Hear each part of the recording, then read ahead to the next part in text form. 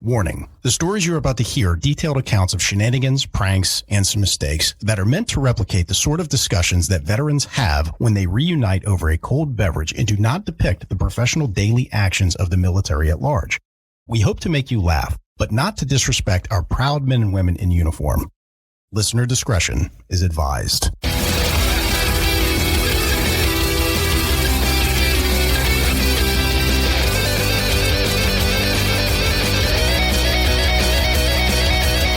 Welcome to Cammo Comedy, where we take a humorous look at the lighter side of military service. We got a big show for you today, but before we jump into it, if you like what we're doing here, give us a subscribe, give us a follow, whatever they call it on your podcasting platform. And while you're at it, give us a 5-star rating, write us a review, as that makes us more relevant in the algorithm and boosts the overall visibility of the show. But word-of-mouth advertising is just so powerful, so if you tell some friends, I will love you forever. Okay, let's jump into the show. I am your host, Aaron Wolf. Just as a friendly reminder to the audience, we put out a new show every single Monday. So make sure you give the notification bell a nice tap so you don't miss a show. Give it a nice tap. Also, we are doing laughter therapy here on the show. We got a lot of military members who struggle with everyday life after service, and we're just here to share a laugh and remember the good times. Joining me today is the man who was caught fucking a donut, call sign Footloose. Footloose, thanks for being on the show today, man. That is just straight to the point. I'm not judging. I didn't say I was judging or anything like that. First of all, it was jelly-filled and very confusing. No, it was cream-filled, my man. Well, after. But after it was, yeah. Gross. You fucked 13 donuts. You ever stack donuts on your cock and Only get to one? Oh, is it plural? you regret not letting them cool down and then you get thrown out of the bakery? Yeah, and it takes forever to get that Timbit on there. Just Oh, my God. Oh, needle dick. What? It's more of a donut kebab. Wait. That's where they came out with the cake pops. One dude's like, I have an idea. Hey, babe, look at this. Somebody was freaky, and then their wife's like, I've got an idea. I could quit selling Mary Kay. Oh, my God. Also joining us today is the man who taught me to never say the term scrumptious muff because that's considered to be rude. Call sign Cheeks. Cheeks, thanks for being on the show today, man. It doesn't seem that rude. It gives away too much information. Like, you don't want to talk about, the librarian of having a scrumptious muff or something like that. You know what I mean? You're just like, hey, man, keep that shit to yourself. If I had a nickel every time I've gone to the library. That's not how we... Oh, that's the librarian with the scrumptious muff. And a ticket to Pound Town. And remember, guys, if you have a scrumptious muff, make sure you're getting your front butt cheeks spread instead of hate. Spread front butt cheeks instead of hate. Spread sloppy back beef, too. Because some of us have those. You have a back pussy. I prefer to call it a beef. Back beef curtains. It's as hairy as a beef. It looks like a flat tire, but that's a different issue. Gross. Like a beaver punctured a tire. What the fuck? What is this? This is how we just riff on this show. I told just improv, bitch. Making connections. I'm here to tell stories. So just talking about front butts and beavers. And beaver blumpkins. I don't even know what is a beaver. A beaver blumpkin. Don't. All right. Just so we can educate the audience about what everything is. Oh, my God. Before we get into our first show, I just want to remind everybody out there in the audience to check us out on our social media sites. You can check out Cammo Comedy on X, or you can also check out Cammo Comedy on Rumble. We've got some shorts and some other fun posts that we have up there. So if you want to keep in touch. There's an illustration of a beaver blumpkin on there. I would actually like to illustrate that. You've given me a nice little That's task. on wicked.com. Oh, God. For the movie. Yeah. I'm also on Facebook and the Instagrams. I think I've got an X too. I don't fucking know. The Instaface. Find me and add me. Fuck you. The Instaface, the Snapbook, and I'm not good at social medias. What is it called? Those were it. That was face page? Yep. Okay, good.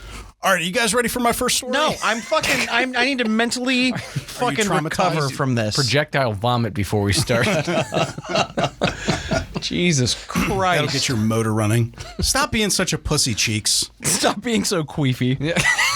You're being all queefy on the show, to quote Mark Norman. Shout out to Mark Norman. Bacon, egg, and queef. All right. Toilet humor is all Aaron needs. That's it. Some toilet humor, and he's like, that's good. Queefing is not exclusive to the toilet. You could be in church, a funeral. It's better. It's better in my face, and that's a good way to get pink eye. Don't ask me how I know that. Pink eye The worst piano recital he's ever been to. Oh my God. That's why I gave it up. This is, we're going to jail. We're going straight to jail. Straight to jail. Oh God. All right, you guys ready for my first story? God, please, yes. All right, Get this started. let's get it going. We got ourselves a very unique Marine story here. This is going back to the year 2000, right? Nice. All right, so let me set the scene here. We got ourselves a couple of Marines who met in basic training, and they had just graduated, right? So they had a couple of days of leave, and they had figured out in basic training that they were both from the same state, right? Except they lived like a couple hours away, only in the same state. So they're like, hey, What are man. the odds? Yeah. They're like, well, after The they graduated, education system failed both of us? something like that. So check this out. They realize that, hey, we'll get a couple of days of leave after they graduate. They're both like 18 years old. They had just graduated high school and then shipped right to basic training for the Marines. So they're just like, you know what? Let's do it up right. When we finally get out of here, we're going to take a couple of days of leave, link up in our home state. You can come over to my place and, we'll link up with some of my buddies. We'll go out and have a nice time, right? So we got one main character here. We're going to call him Justin. So this is happening over at Justin's house. So he's like, cool, man. He's got his buddy. We'll call him Bill. Bill's going to come meet up with Justin. So Bill gets there. And he's waiting for a couple of his friends. Like I said, that they had just graduated high school. So he had a couple of buddies that he went to high school with. Some of them were joining the Army. Some of them were going off to college and stuff like that. So they're just going to, see their friends off and have like a nice time out one last time. Yeah. Before they would go out, they were kind of getting stuff together. It was about lunchtime. So they're kind of like hanging out in the kitchen or whatever. They were going to go out for lunch and then, see where the night takes them, right? So Justin was there with Bill, and they're waiting for everybody else to show up. Now, it's also important to point out here that Justin has a much younger brother who's like 6, right? And he was kind of like curious about some of the people, so he kind of comes over and he's like saying hello and all that kind of stuff. He's shy. Then he announces to the room that he has to use the restroom, and he runs upstairs, right? A couple minutes later, they're sitting at the, Justin and Bill are sitting at the kitchen table, and they're just kind of having a conversation, waiting for everybody else to show up. Now, Bill can hear some shouting coming from upstairs. Oh, no. And it's very distinctive, like, Bill's like, Is there a Marine up there? no. Bill's like, Pants around his ankles. hey, Justin, are you hearing this? Like, what the fuck is that? And Justin, he just kind of like, you could tell that Justin was like not wanting to get in this because he kind of shuts his eyes. He puts his head up to the ceiling. He's like, dude, don't ask me. And he's like, well, now I got to know, like, what the fuck's going on? Is everybody okay? He's like, yes, everybody's okay. He's like, okay. Well, what the fuck is that sound? Like, what am I hearing? Is that your brother? He's like, yes, that's my brother. He's like, okay. Well, like, do we need to go check on him? Like, he said he had to use the restroom. Like, maybe he's like, there's He's just so concerned. there's no incident. Just please just Let it go. just let it go. Like, maybe we should get going. Like, we'll tell some of the guys that they can meet up with us, wherever else. So Bill is curious, and he's just like, okay, look, man, I gotta know what the fuck is going on. He's just like, look, man, the only way my brother can shit is if he sings, "Here Comes the Bride." What? Okay. The fuck? So specific. So the way this happens is, right? What? His mom. So Justin's mom had like multiple kids, right? The oldest, I think, was like 23, 24 at that time. Justin's 18. And then they had everybody down to the 6-year-old who was the youngest. Now, the youngest was the baby. So like when he was in the midst of like potty training, his mom would like sing to him, make sure he was comfortable. And that kind of took onto the toddler years and getting older to where now the only way he could shit is if he shouted, "Here comes the bride." Right? So he's just like, dude, what in the fuck are we listening to? Like, is your brother going to school yet? Like, he's going to get his ass kicked, right? Like, so I'm going to kick his ass. I've never hit a kid before. I'm gonna go upstairs and kick the shit out of this kid. No, well, he was just like, that is such a weird specific thing. Like, he's just like, look, man, I've talked to my mom. This is the only way my little brother gets comfortable. Otherwise, he just won't be able to take a shit. I'm like, dude, what is he going to do when he goes to school? Could you imagine him in a bathroom stall with like kindergarten or first graders shouting the words to Here Comes the Bride? Well, obviously, his family hasn't done very well for him. So when he's at Marine Basic Training in 12 years, this kid's going to get his ass kicked there too. Could you imagine if he was yelling out the lyrics to Here Comes the Bride? Oh, yes. In Marine Corps Basic And then explaining Training? why. Yeah. Look, listen, Drill Sergeant, this is the only way that I feel comfortable. Okay, I feel like I am unsafe right Drill now. Sergeant's like me too.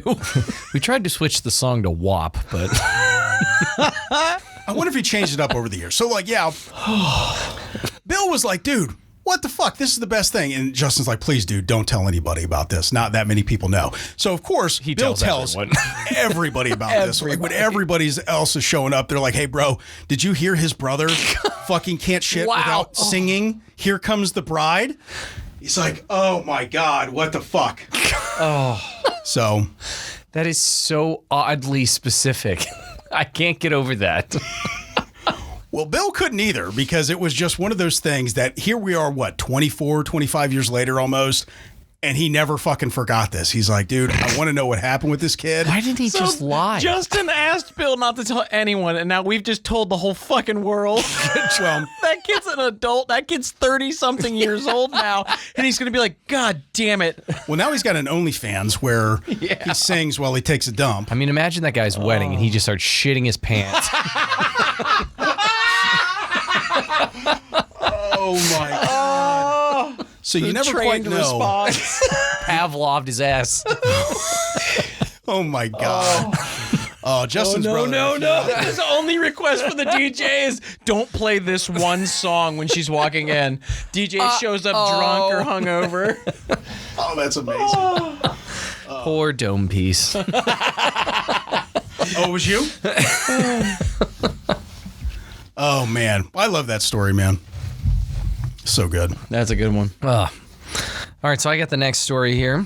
Okay, what you got, man? This is about a story of camaraderie and teamwork and self-encouragement. Just and like singing while you take a shit. self-esteem. Yeah. Don't believe you. So if you know anything about the military, it's a great place to get your self-esteem built up. You know, to have really make sure you never develop body issues. Nobody ever points out things you're probably self-conscious about. And if you show that you may be sensitive about certain things, that's where they press. Yeah, it's weakness is a safe space here in the military, and you can confide in your friends, like about having to listen to songs while you shit.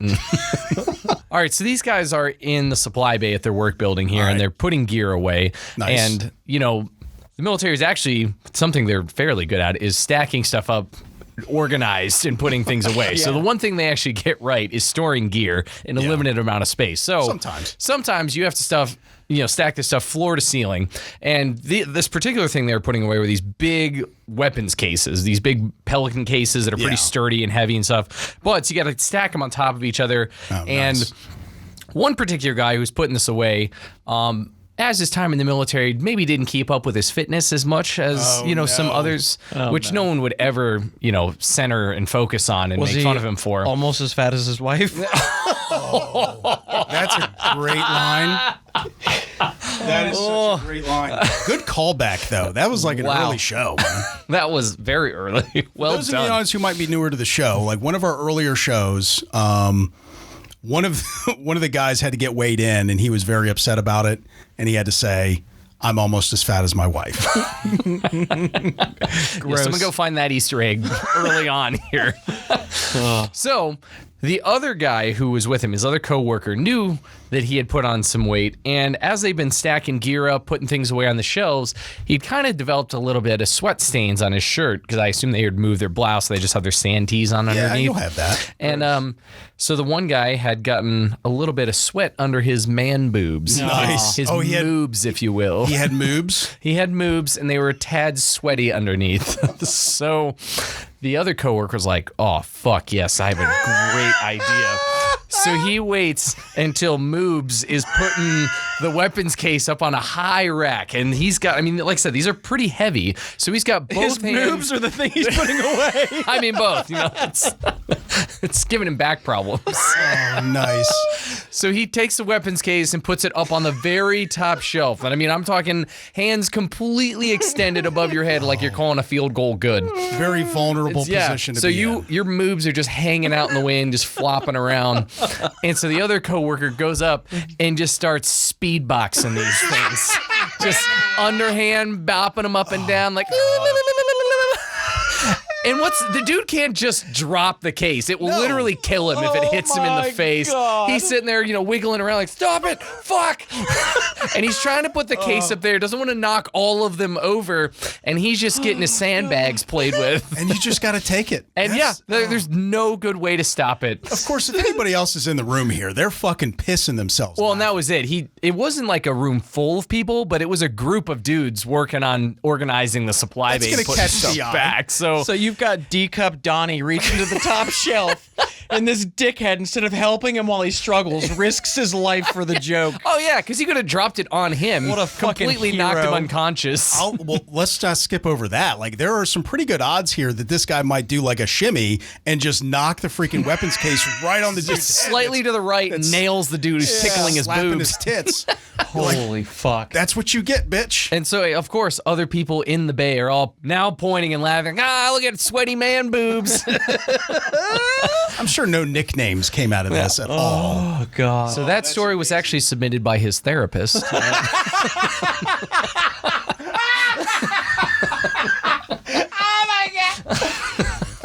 We've been getting all of our stories from VA psychologists. These are all from FOIA requests we've submitted. Oh, my God. Oh, that's so good. So yeah, stay fit, guys, or get your titties played with. Holy fuck. Yeah, guys in the military can be savages, man. It's not like they're going to let you have like a little period where you just get a little heavier and not anybody points it out. You know what I mean? I eat because I'm sad.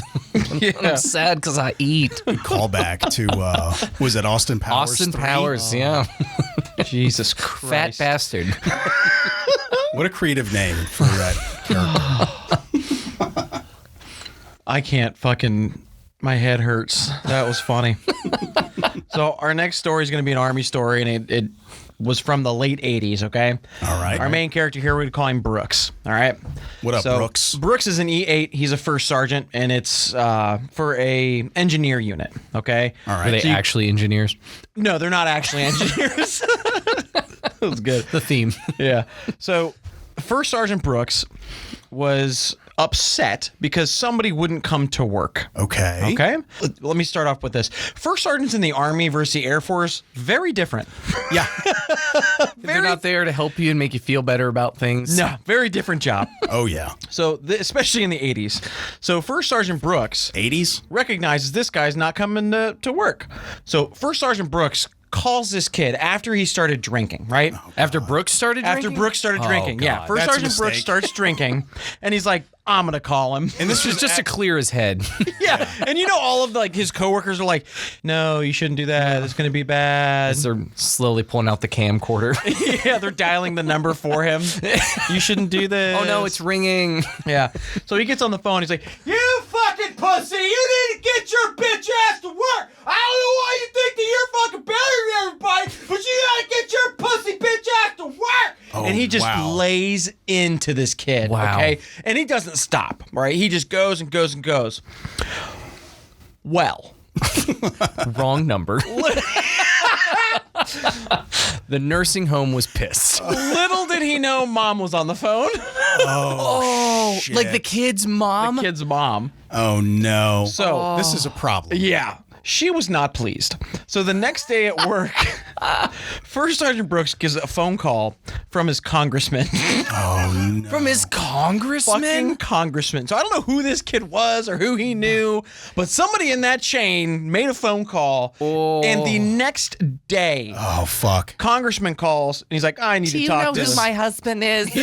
This takes tattling to a whole fucking different Oh, level. God, yeah. Fucking Wow. tattles. So First Sergeant Brooks ended up getting busted down to E6. Oh, shit. Holy That's 2 ranks. shit. And it takes an act of Congress, hence the congressman. Yeah, I see. He had one on the phone. Yeah, no big Ready deal. to rubber stamp that demotion.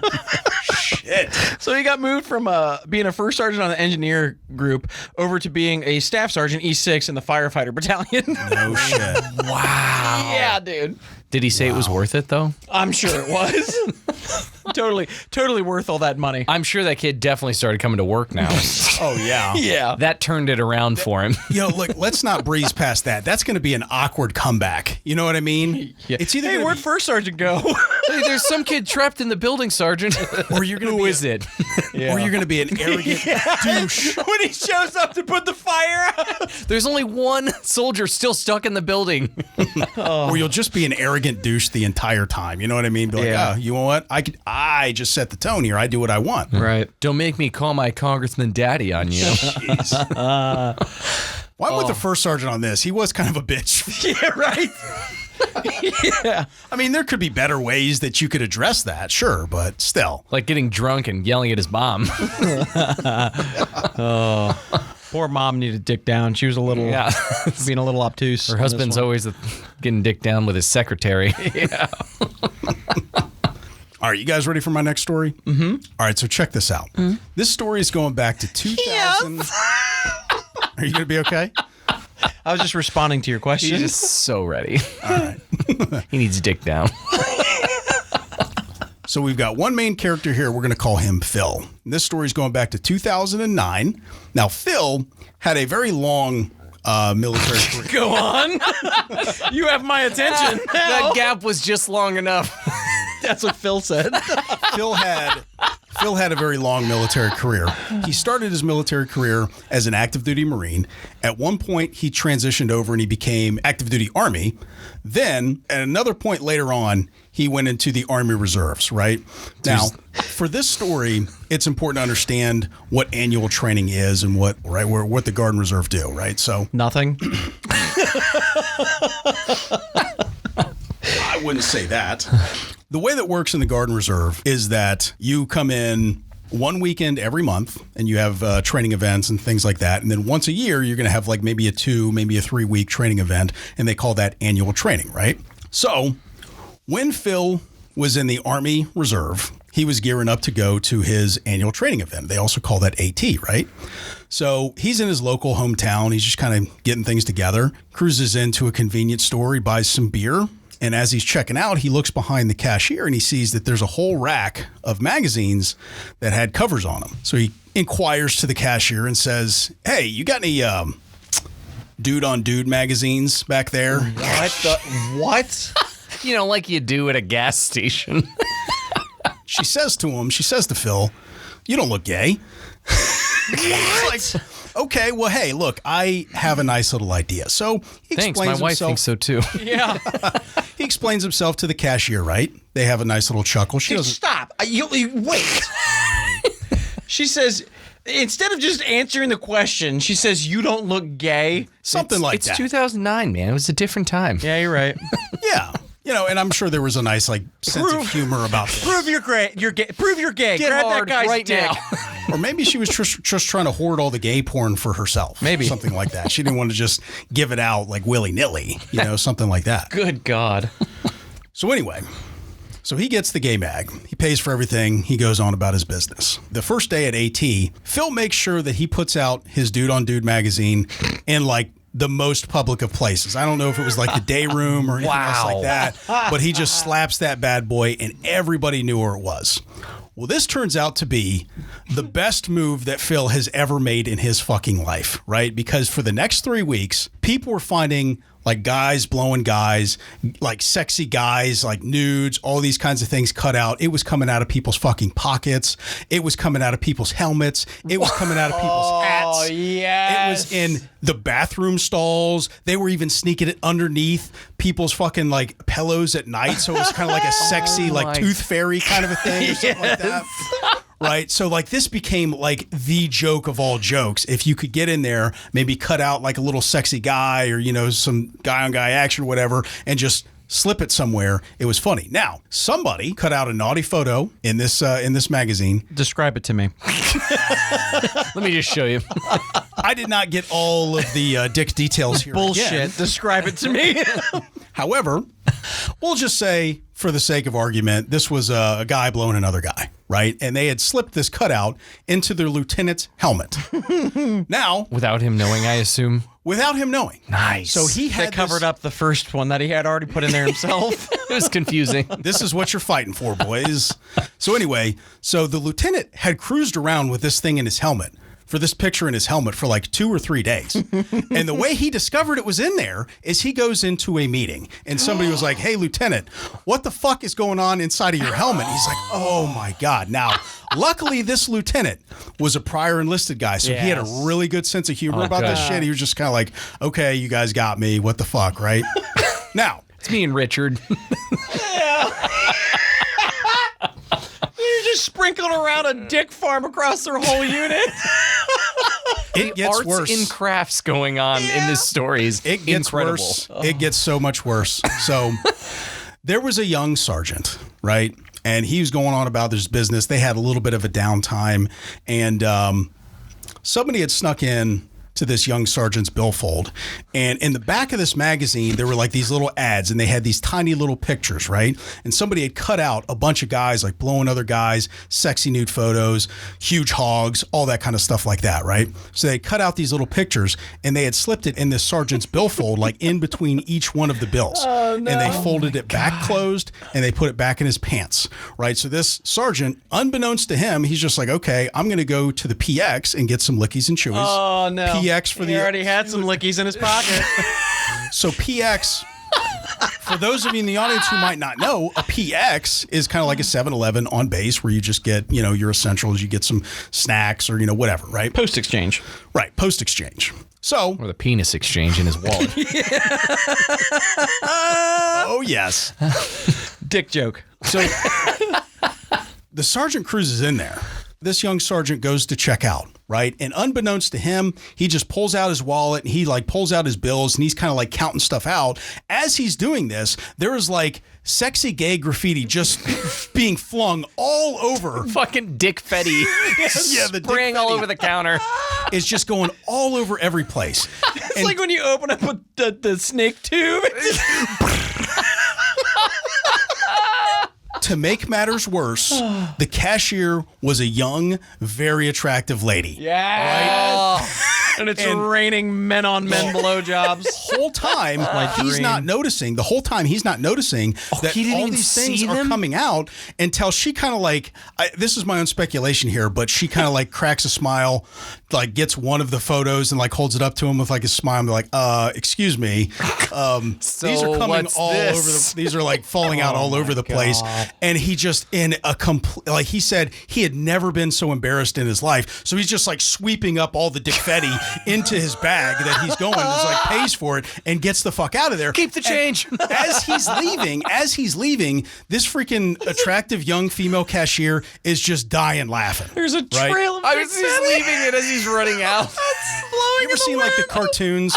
How like you have like a bank robber, somebody that's making a getaway, and they've got like the pouch of dollar bills and they're all flinging all over the place. That's how I imagine this guy like storming back to the barracks. Like 20 minutes later, he comes back to the barracks furiously mad. Everybody's fucking pissing themselves laughing. Yeah. But he's like, what the fuck was that, guys? But it turns out that this little purchase that Phil did turned out to be the best money he ever spent in his life. It turns out this magazine lasted in their unit area for like 5 or 6 years. Right? No, they got a lot of mileage out of this They thing. bought more. There's no way that one magazine kept That's them all a satisfied. lot of dicks in one magazine, guy. Yes. But how great is that, man? Could you imagine just be standing there? I just and want to be you've the got- guy in line behind him. And he just is not noticing all the dicks falling out of his wallet. And you know, like if you're on base, you know that this is a fucking setup. You know his friends got him, right? It turns out that one of his other sergeant buddies had set him up. It was like a sergeant on sergeant kind of a joke, but it was like, all right, you got me. Oh my I thought you were going to tell me that he didn't notice till he got home and he asked his wife to grab a 20 out of his wallet or something. I mean, you can't say that didn't happen. That was not in the story. He never But said he got rid of all of them. That's true. That's true. he was sweeping them all up into his own bag. So there was that. Dad, I need lunch money. Oh, no. Oh man. That's an amazing story. Thanks, Phil, for sharing. We appreciate that. That was awesome. Fucking savage. I love it. Hey, thanks for checking out the Cammo Comedy Show Podcast. We got a fundraiser going on right now, so if you like what we're doing here and want to keep us rolling, consider making a contribution. We'll put a link in the description. Also, we had some fun animations made up for this fundraiser, so we'll put links for those in the description as well if you want to just check those out. Also, don't forget to tell a friend about us if you love what we're doing here. Word of mouth advertising is very powerful, and we really appreciate you for helping us out.